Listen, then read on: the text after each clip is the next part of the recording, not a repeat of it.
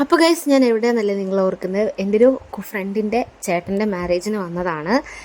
അപ്പോൾ എന്താ പറയുക, ഒത്തിരി നാൾ കൂടിയിട്ടാണ് ഞാൻ എൻ്റെ കോളേജ് ഫ്രണ്ട്സിനെയൊക്കെ കാണുന്നത്. അപ്പം ഭയങ്കര എക്സൈറ്റ്മെൻറ്റ്, സന്തോഷം, എന്താ പറയുക, അവരെയൊക്കെ കണ്ട ഭയങ്കര സന്തോഷം. അപ്പോൾ ഞങ്ങൾ കയറിയപ്പോൾ തന്നെ അതായത് ജ്യൂസ് കൂടിയാണ്, ഒരു ഗ്ലാസ്സല്ല 2 ഗ്ലാസ്സിലാണ് ജ്യൂസ് കുടിക്കുന്നത്.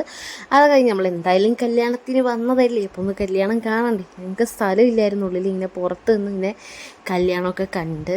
അത് കഴിഞ്ഞ് ഞങ്ങളുടെ മെയിൻ പരിപാടിയാണ് ഫോട്ടോഷൂട്ട്.